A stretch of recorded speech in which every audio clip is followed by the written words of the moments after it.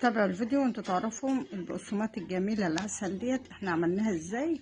من 4 كوبايات دقيق عملنا بقسماط بالملح وبقسماط بالتوابل زي ما حضراتكم شايفين، اجمل طعم والذ طعم بالمنظر العسل اللي حضراتكم شايفين ده. تابعوا الفيديو وانتوا هتعرفوا احنا عملناها ازاي. بسم الله الرحمن الرحيم، اللهم صل وسلم وبارك على سيدنا محمد. السلام عليكم حبايب قلبي. تعالوا بينا بقى نشوف احنا عملنا البقسماط الجميله بتاعتنا دي ازاي، وخشوا وتابعوا الفيديو وانتوا هتعرفوا.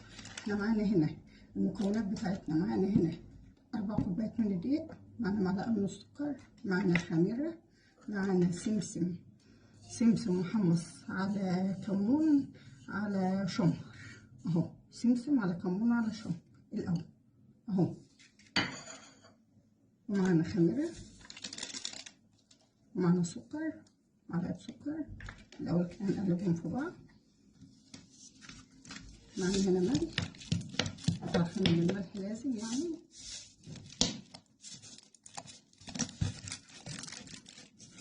أنا بحب الملح يكون باين شوية في البقسماط ده الأول. ومعنا هنا زي ما حضراتكم شايفين كده 3/4 كوباية زيت على معلقة سمنة، 3/4 كوباية. وننزل بقى الزيت بتاعنا في الأول كده، وهنقلب كل الإضافات اللي معانا دي من أول مع بعض قبل ما نحط أي سوائل. بإيديكوا كده أهو. الأول قبل أي سوائل لازم تعملي كده وتحمصي الحاجة اللي معاك. لازم الكمون والشمر والسمسم يكونوا متحمصين الأول عشان يدوكي نكهة كده في الصينية أهو. بعد ما عملنا كده بالمنظر اللي حضراتكم شايفينه ده، تفضلي تفركي فيها كده لحد ما تشرب السمنه والزيت كله.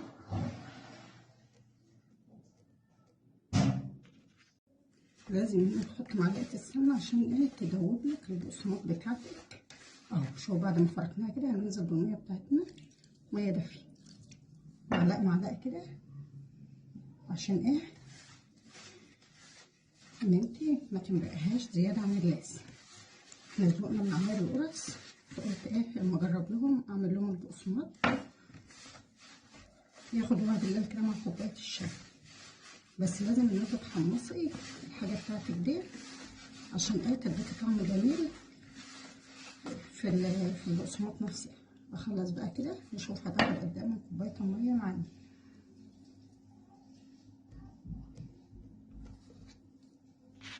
هي بالظبط اخدت مني كوبايه الميه كلها اهو. شوفوا الكوبايه اللي هي المج الازاز دي. تفضلي تعجني فيها كده عجن لحد ما ايه؟ تحسي ان انت ما عدتيش قادره. مش لحد ما هي اللي تخلص، لا انت ما عدتيش قادره، لان كل ما تعجني فيها كل ما بتبقى في منتهى الجمال. كوبايه الميه خدتهم كلهم. وممكن دقيق تاخد كوبايه وربع، ممكن دقيق تاخد ما تاخدش الكوبايه كلها اهو. بالمنظر كده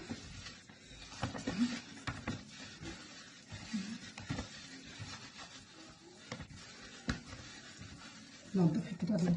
شوفوا لان زيادتها مظبوطه، الزيت بتاعها مظبوط وحاجتها مظبوطه. شوفوا لما تمسها وتنضفي اهو بالمنظر ده كده. هنسيبها بقى تستريح. شوفوا ما شاء الله انا ما حطيتش اي منكهات ولا اي توابل ولا اي حاجه، اللي هي اكتر من الكمون والشمر والبتاع السمسم.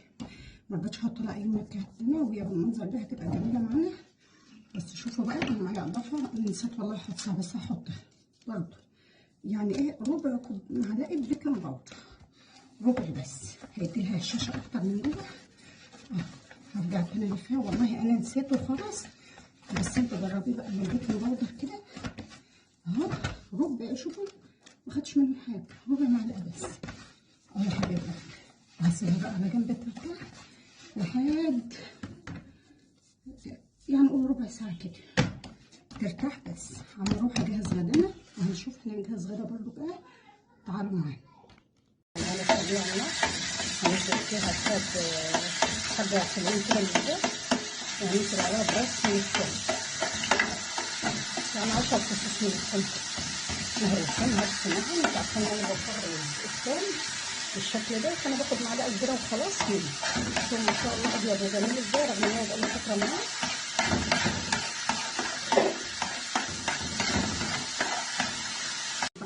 هنا بقى هو انا بعمل البقسماط، حمرت كمون على كزبره كده وفرمت بالمنظر ده كده، عشان عارفه ان انا هعمل الكشري، فقلت اجهز له التوابل بتاعته.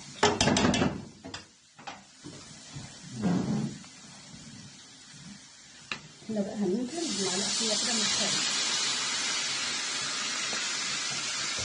ربع فنجان من الخل كده زي ما حضرتك شايفين بالمنظر ده. وهنا ميه على النار،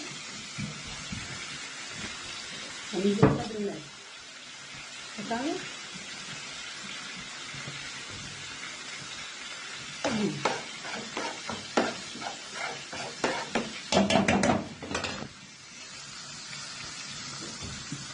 هننزل طماطم المعصرة كده،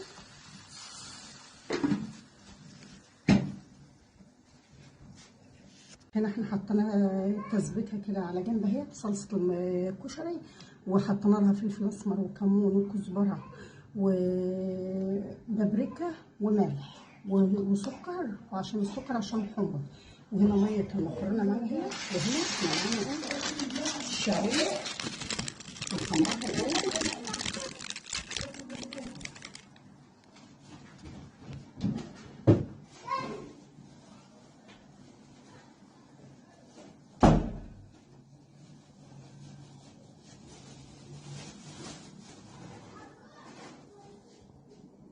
الشعريه بتاعتنا حطيت عليها كمان شويه كده، مش الشعريه الساده اللي انا بجيبها من العطار يوم السوق.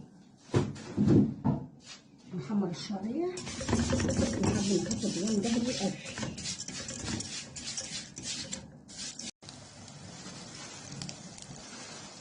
هنا اول ما المكرونه بتاعتنا كده هننزل عليها كده، اول ما تسيبها وتاخد المكرونه كده هننزل فيها بالمقطع،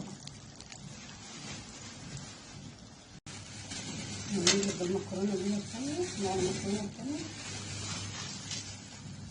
اهي. تقلبها بالتقليبه كده، وعينك على الشعريه عشان ما تتحرقش. ميه سلق المكرونه ما فيهاش الا الملح والزيت. هنا بعد ما الشعريه بتاعتنا اخدت اللون كده بالمنظر ده، هننزل عليها بالعسل.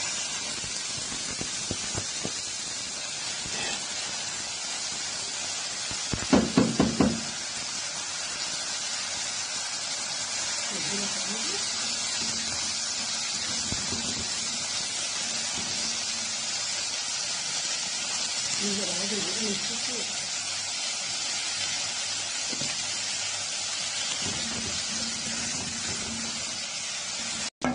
هنا بقى بعد ما احتاجوا مع بعض كده اهو، هننزل بالرز بتاعنا.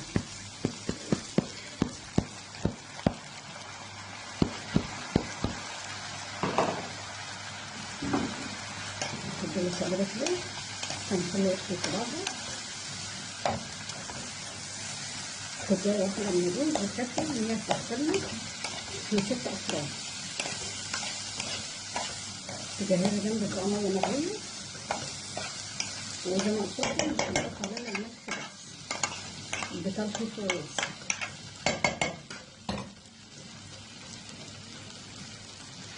نزود بقى ميه سخنه،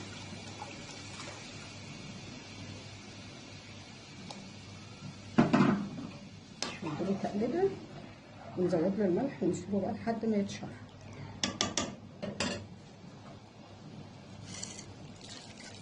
بس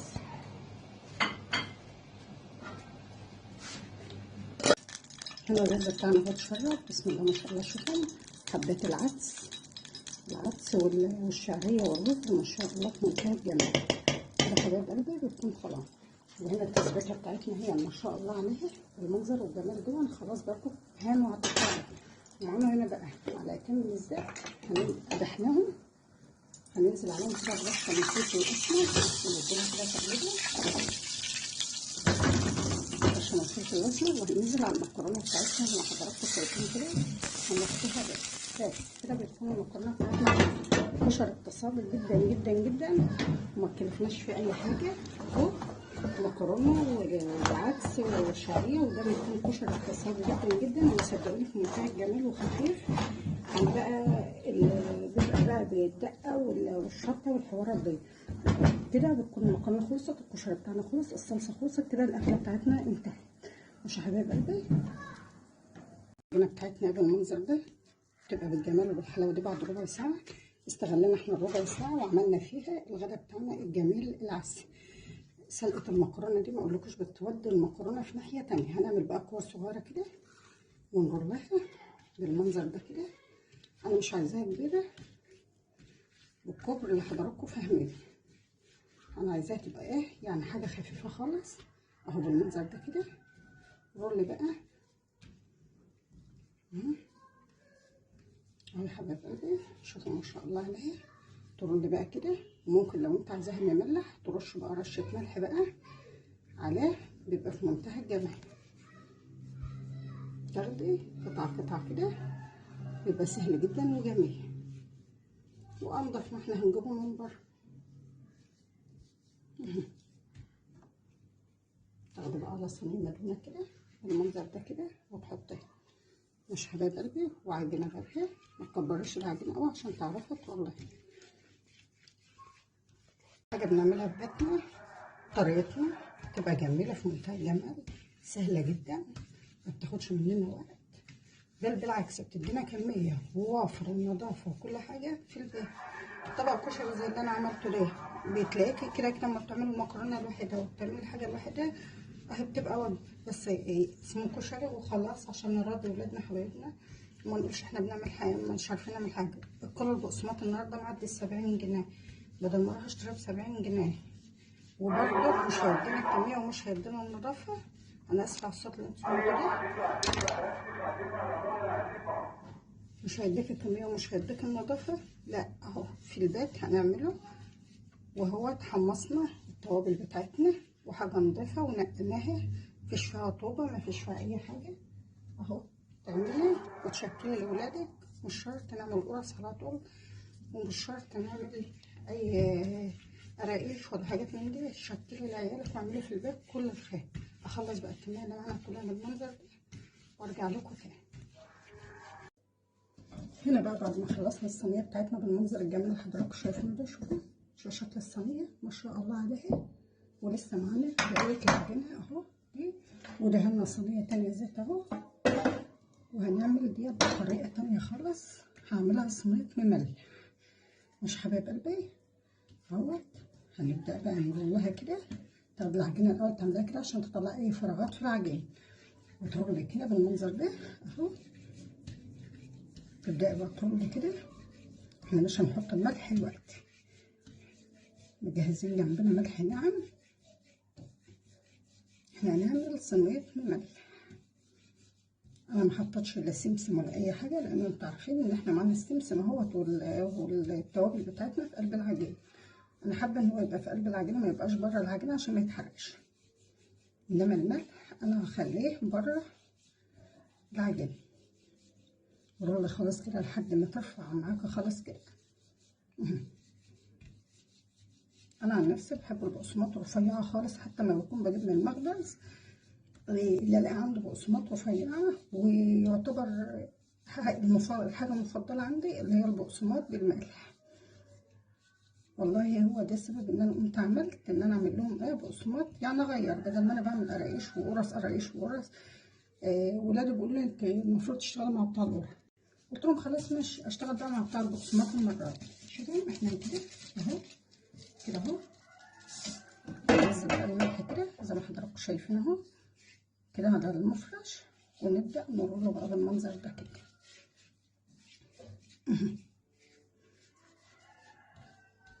كمان مره يعني انا مش حاطه كتير، انا حاطه حاجات خفيفه جدا اهو.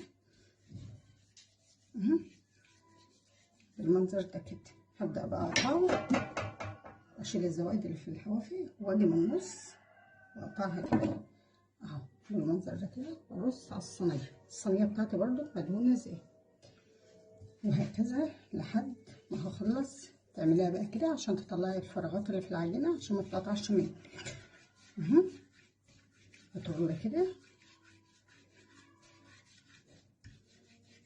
انا عايزه الكميه بتاعتنا تبقى متصنفه كذا شكل، ما يبقاش كلها يعني طعم واحد. كفايه ان هي فيها نفس نكهه التوابل، بس انا عايزه اديلها وهكذا اهو. ملح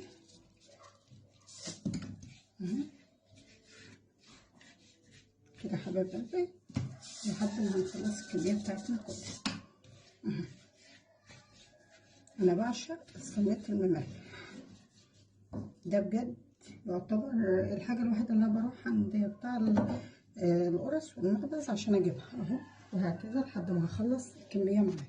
الفيديو انت هتعرف انا عملت اجمل طبق كشري باقتصادي في المواعين وطريقه جميله، واقتصادي في المقادير واقتصادي في كل حاجه. اجمل طبق كشري. تابع معايا الفيديو وانت هتعرف انا عملته ازاي. هنا بقى احنا دخلنا اول صينيه كده بقسماط الفرن. تعالوا بقى مجهز لابني اجمل طبق الكشري. شوفوا ما شاء الله الرز، انتوا اللي هتحطوهم. تبداي كده بالرز اهو، طبق الرز.